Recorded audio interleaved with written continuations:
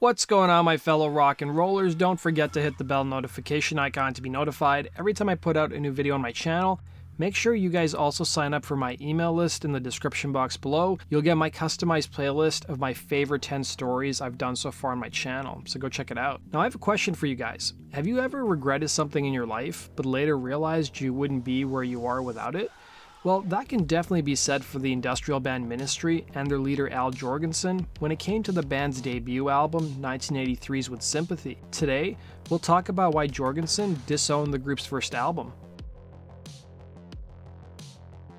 Released in 1983, With Sympathy seems like an anomaly in the career of Ministry, a band who would later go on to pioneer industrial metal in the late 80s and early 90s. Ministry formed 2 years prior in 1981 in the city of Chicago, and the band was led by frontman Al Jourgensen, who throughout the band's career has had a revolving cast of members. Early in their career, the band signed to Clive Davis's label Arista Records, and Davis promised to make Ministry the next Joy Division. It was a misleading statement according to Jourgensen, as the band's debut record with the label, With Sympathy, was not the album the frontman had in mind, as the band's sound was very slick synth pop. What's interesting is that in a 2017 interview with Rolling Stone, Jourgensen claimed that in 1983 he'd already written some of the group's harsher industrial songs that appeared on their late 80s releases, but the label had no interest in releasing the material, so he was at the mercy of Arista. In fact, Jourgensen was pretty representative of what labels frequently do with artists, and he would tell Quietus during an interview that he didn't write any of the songs or lyrics on the album. The label chose who worked on the album without his permission, and they chose his outfits and made him cut his hair. In addition to that, Arista also told him who was going to manage his career.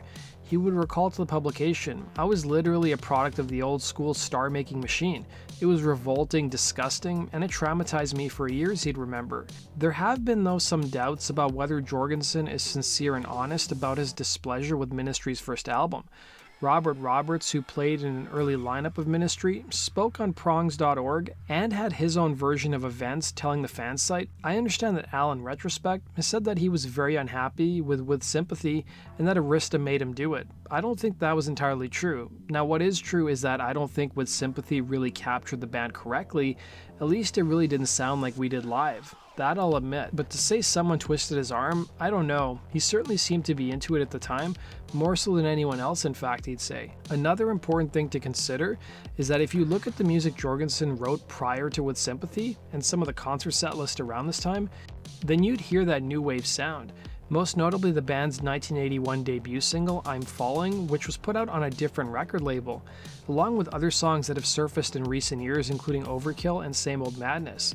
And Jourgensen would also claim that he didn't want to tour behind the record, but the label forced him to. Ministry would end up getting some prime touring spots opening for The Police, Culture Club, and Depeche Mode, and the single I Wanted to Tell Her would peak at number 13 on the Billboard dance charts, while Work for Love would peak at number 20. At the end of the day, the album sold around 100,000 copies and peaked at number 97 on the album charts. Ministry would only put out one record for Arista, as following With Sympathy's release, Jourgensen sued the label and was released from his contract and would end up signing with Wax Trax Record in 1984, the same label he put out the band's first single on. After almost 40 years, Jourgensen appears to have found some good in the album, as he would tell Rolling Stone recently. "It took me years to stop loathing that album or distancing myself from it. It is what it is. I'm glad that I did the record because then I realized music is not all it's cracked up to be," he'd say. In a separate interview with Quietus, he would reveal, "But in retrospect, because of that record, I wouldn't be who I am today. I think without that record, I wouldn't be as much of a maniac, so I'm thankful for it now. I finally come full circle. It still doesn't mean I'm going to listen to that drivel, but I'm going to appreciate the overview of what it's done for me as a person in my career." So that does it for today's video, guys. Thanks for watching. Be sure to like button and subscribe, and we'll see you again tomorrow on Rock and Roll True Stories. Take care.